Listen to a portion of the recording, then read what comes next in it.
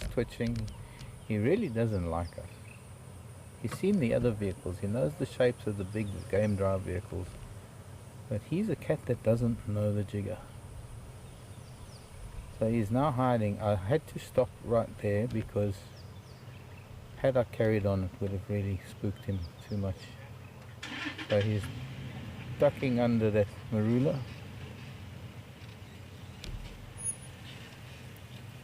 Have you still got him? Yeah. Just a little bit.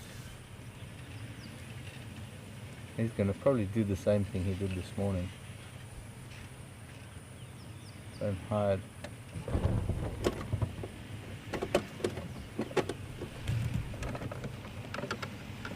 Which way did he go? You think he's laid down again? Oh.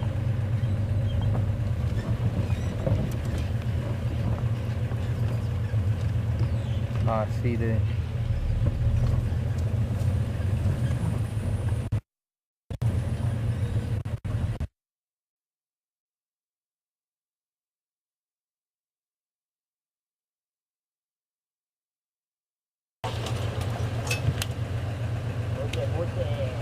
How are the guys? Having fun? Good. Bye. So once again we've got a very for me, I can see, I don't think the camera can see him just yet, but we're back with Kunyuma. We're looking into the sun. I think I need to do something very, and that is actually give him a lot of space, because I think this has been a bit too much in his face. So what I'd like to do is just move away a little bit. He's hot, he's panting. He's clearly been moving because of the presence of vehicles, and I don't want him to, I want him to sort of relax completely. I want to distance a little bit. I don't know how we'll get him on camera by keeping our distance, but it is a hot afternoon. He's not likely to be wanting to move much.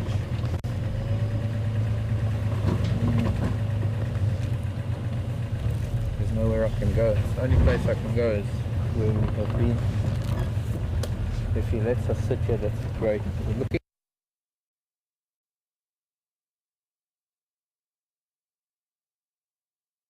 Got a shot through there, yeah? And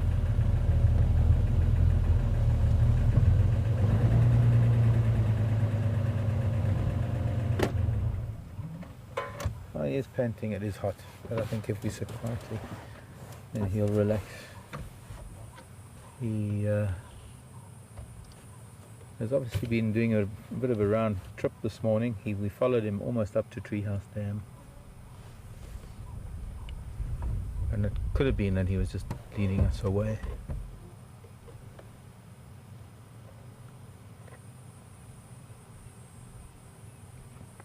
But if there's one thing I can say about where he is right now, his mother has taught him well.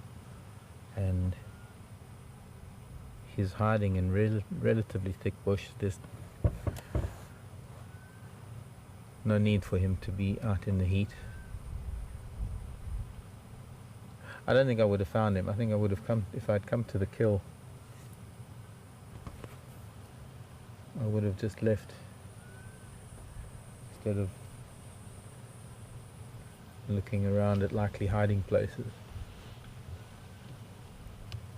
So there we go. Hello, Boyki. Are you getting more relaxed with us now? Yeah, he's baring his teeth. But the fact that he's come out is a remarkable development. Hello, my man. Look at that. See, just a little bit of trust. Hello, boy. Yeah. Okay, I see you. Sit on that branch, you know, that fallen marula you can sit on. Yeah. When he looks at me, I kind of close my eyes and look down a little bit, rather than just stare at him. Some people have asked if I ever look at a leopard. Yeah, you see, you want to lie on that branch, you want to drape yourself on that branch in the heat like a leopard.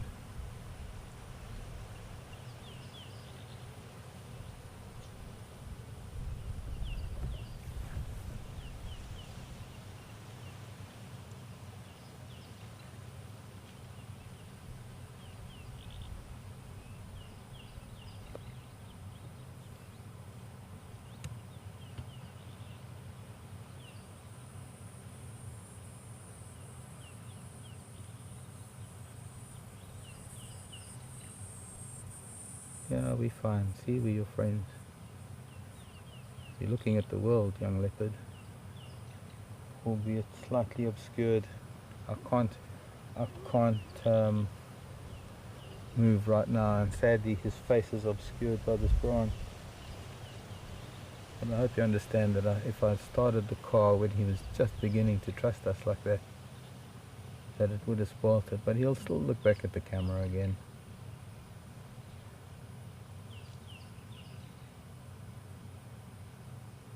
There you go. Happy Sunday, everybody, from Kunyuma, young male leopard. One of Karula's boys. It's so amazing for me to be with one of Karula's boys, meeting him at this age, having watched Mission and Duna grow up, because I think we arrived here at about the same time in the beginning of December of 2008. And now I can move a little bit so we can, because now he's fine. Now he's relaxed a little bit with us. I'm just going to move ever so slightly to get a better view of him. So I'm trying to think here, maybe just a little bit back, or maybe a little bit forward. Forward, I think. You can close your eyes a little bit, leopard boy.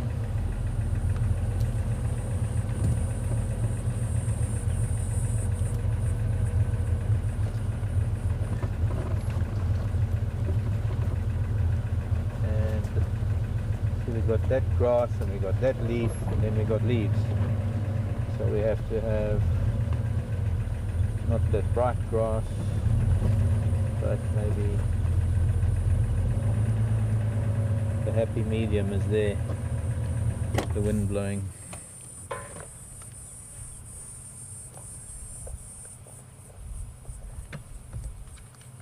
Welcome to the world of leopards, everybody. This is the world of live leopard. Nowhere else in the world can you have a leopard on a live camera or nowhere else in Africa, because it can't be anywhere else in the world. But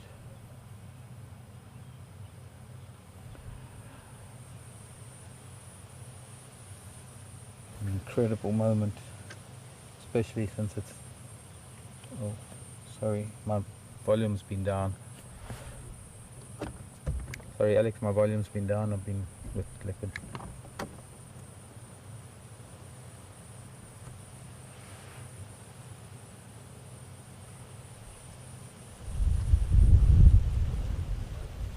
Question came in from John in Connecticut. Hi there, John. Early morning Connecticut. And I agree, John's saying he's a beautiful creature. And how old is he? Well, I agree.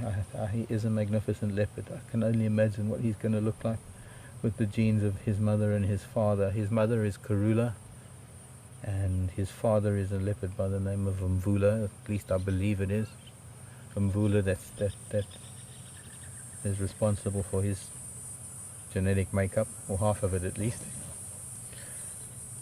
And he's 2 years old, or he's just over 2 years old. I believe he was born in late 2012. His brother is a leopard that was also seen this morning. Scott has been looking for him. His brother is a leopard by the name of Quarantine Male. Most on account of that area we call Quarantine, which is near the camp. He's got very pale eyes, this boy. Look, see, he's softening his eyes now. That's totally accepting. A little bit of a, yeah, I think he's starting to accept us now.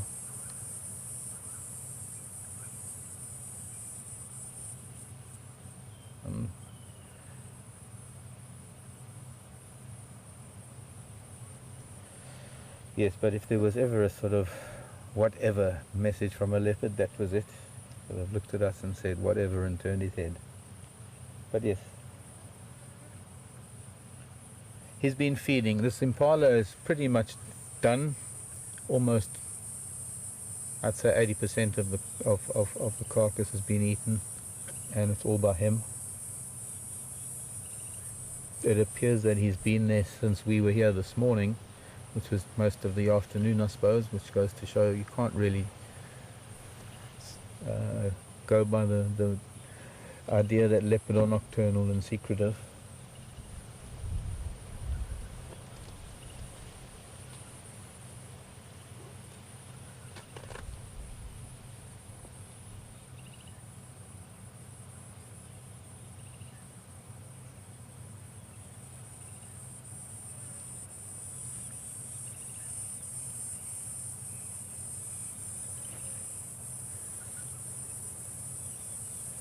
Now he would be the fourth litter from Karula. Her first litter was a pair of, rather her first litter were a pair of girls, oh no, were. She had two girls for her first litter. Two boys.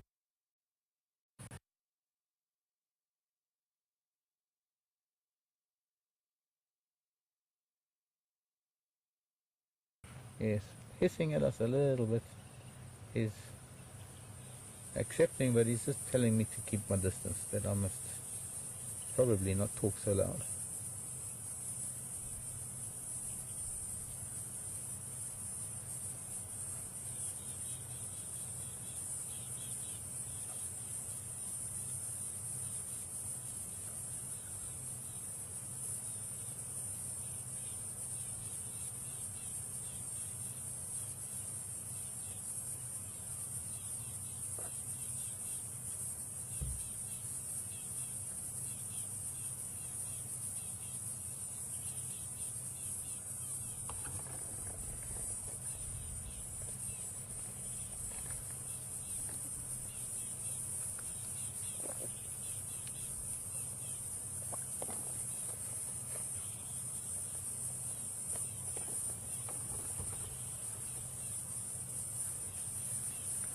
The panting is from all the eating. The panting is also due to the heat. So the panting is a twofold thing.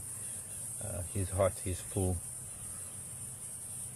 and he's probably just a tad uncomfortable.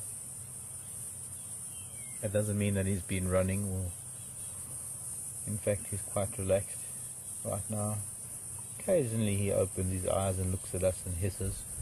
I don't know, maybe it was...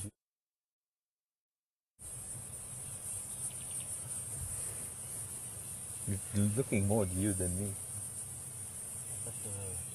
You didn't get the camera, the big round eye. Okay, well, that's nice to have him more relaxed now, and I think it bodes well for maybe an afternoon to see what's going to transpire.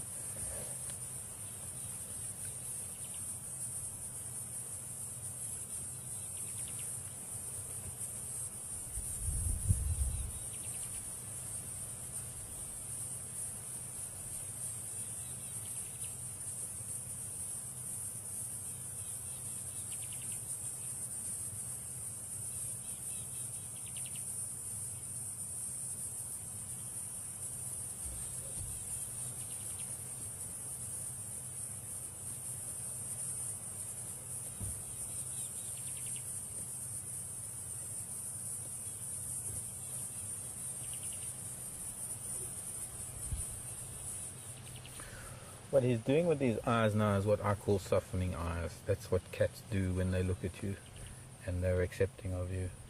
I've noticed it but he's accepting only to the point that we're in his space. Doesn't mean I can get out of the vehicle and go and pet him. It is only as this entity of being the vehicle in the camera vehicle that he's accepting our presence as such, because he knows what vehicles are. He's been born to the presence of vehicles. Oh. Scott, did you copy that?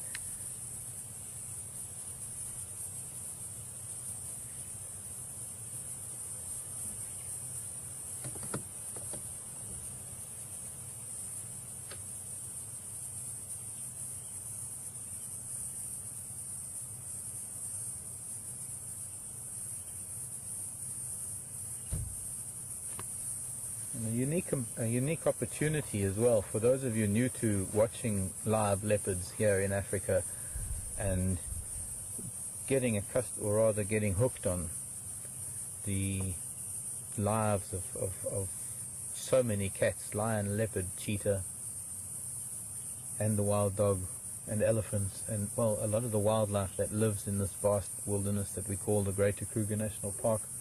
A lot of these cats are followed by so many people that they have Facebook pages, and they have a following of people who like to keep up with their lives, and a lot of the guides post photographs of them as they go through their lives, and we of course like to film them.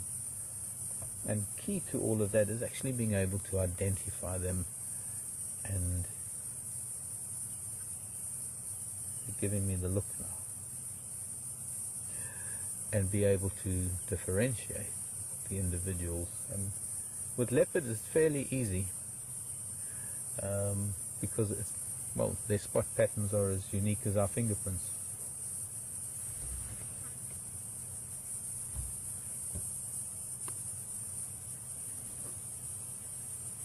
Yes, boyki. Just letting us know that he wants us to just keep our distance. Yeah, go.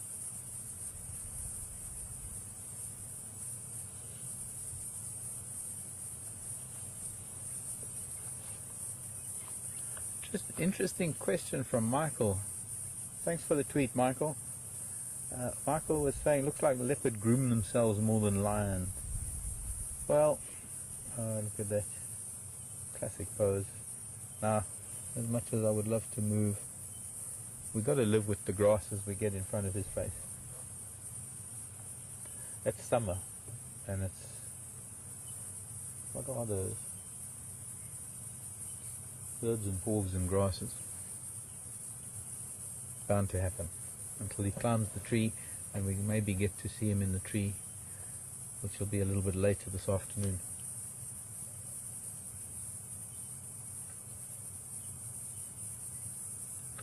But maybe it does appear that leopard groom themselves more than lion. I think lion to a large extent rely a lot on allo grooming, others lions to groom them, which is a process that is almost like it's reciprocal, that if you groomed you need to groom back, payback. Off he goes. I'm talking too much. He's going back to his tree, and we're going to miss him climbing up the tree unless I can get there quick enough. Or just in line with the tree so we can see it.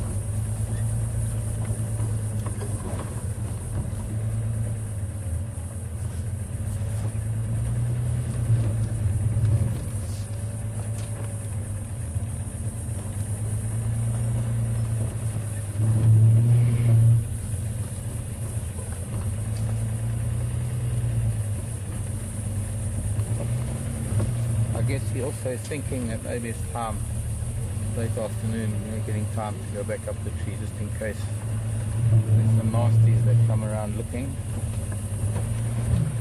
like the ones who killed his siblings or sibling. Are you waiting for me so we can film you? That's very nice of you, boy.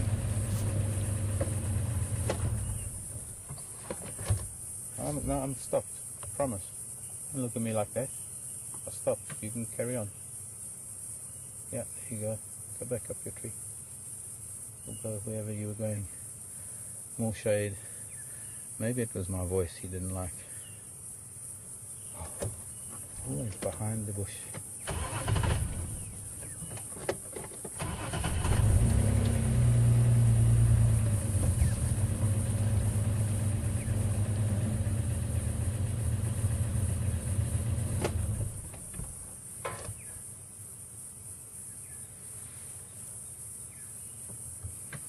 He just wants to be closer to his tree. Then if, as the afternoon wears on, I'm guessing, I mean, how am I to know what his real motivation is, but I'm guessing that maybe it's just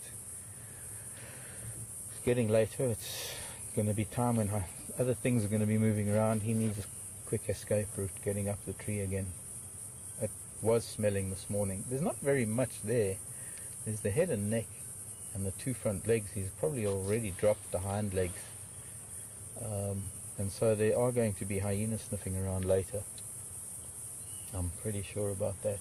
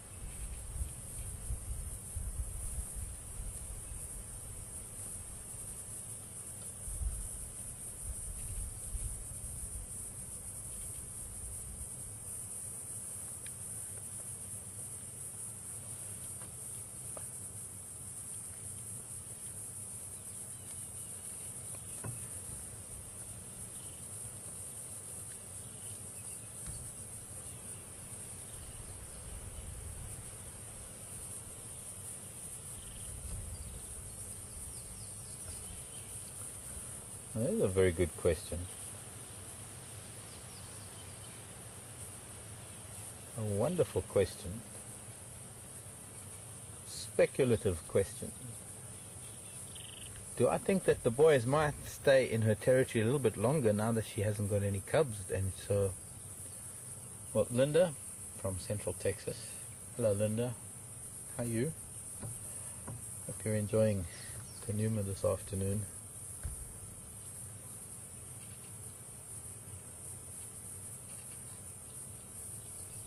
I think there's a strong possibility that that might happen.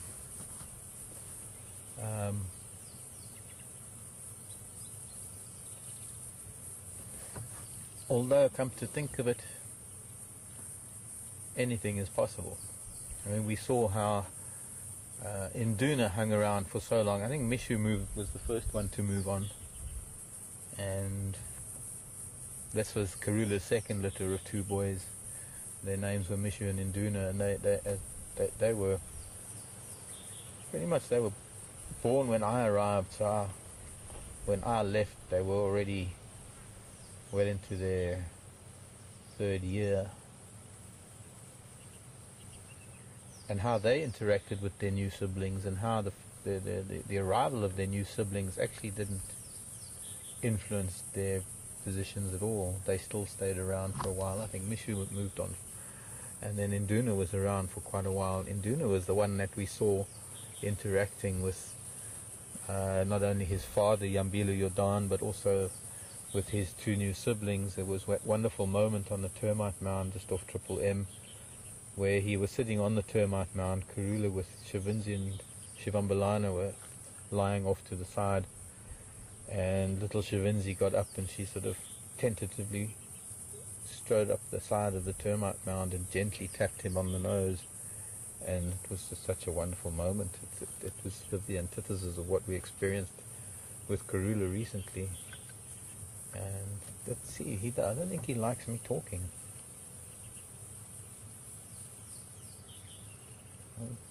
That isn't a snub, then I don't know what is.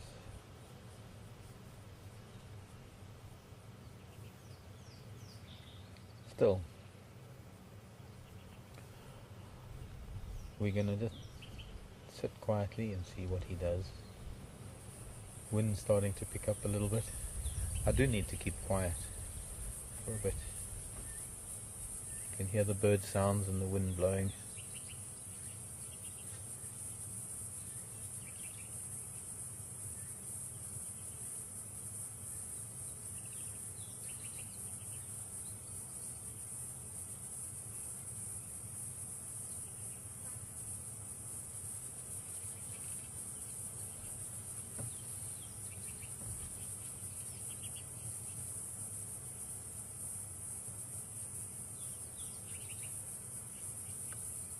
He's not looking exceptionally full, which makes me confirm that this kill has been a number of days that it's been up there, for it to be a fairly large impala like that. Medium-sized impala, I guess. Most of it is gone. It would take a couple of days.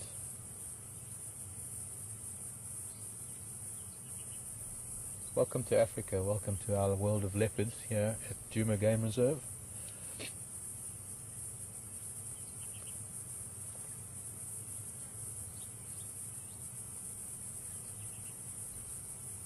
He's sitting with a leopard underneath his kill in a tree, a big marula tree.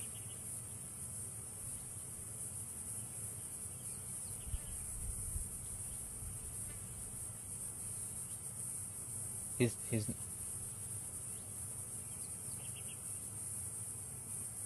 naturally cautious.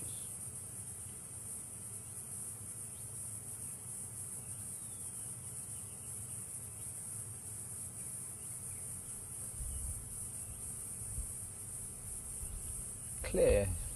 Hello, Claire. Claire's in Pennsylvania. This just shows where we're reaching this afternoon. Questions from all over. Nice to hear from you, by the way. Claire in Pennsylvania was asking if leopards have scent glands in their mouth. Not really. I mean, their saliva alone is a sort of has its own scent. But perhaps what they do have is maybe what you're referring to. I might be wrong or presumptuous, but are there receptors that they have in the back of the mouth, sort of the back of the throat? There is an organ that is a scent receptor. In fact, it is a pheromone receptor. It's an important organ in terms of the survival of every species, in fact, of mammal, might I add. Not everything. It's known as a vomeronasal organ, and it's sort of right at the back of the throat, probably where the nasal cavity joins the throat. And it is designed to pick up the female estrus pheromone. And to access that organ, animals have to lift their heads and almost snarl, almost grimace. Nothing, well, he's just painting now. He's not doing it now, and occasionally lift his head to sniff the wind, but no, he's not doing it now. But we have seen some animals doing it recently, and we'll point it out to you again in future drives. That act of breathing in the scent of the female in estrus. It's known as phlegmen, F-L-E-H-M-E-N, and that act, that grin that we see, or that snarl that some people misinterpret, is actually called the phlegmen grimace. Being able to access the Jacobson's organ. And in fact, I've mentioned, I think, on previous drives, an author by the name of Lyle Watson. And Lyle Watson wrote a book about the Jacobson's organ, and I still have to read it, actually. My brother raved about it for a long time, and I never got to read it, never got to find it. But that's a poor excuse, because there's Amazon and Kalahari.com. I'll get there one day.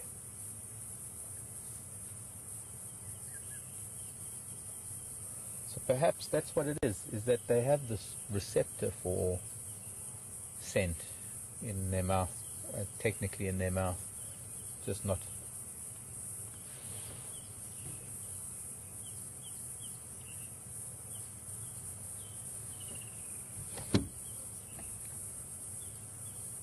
Repeat that, please.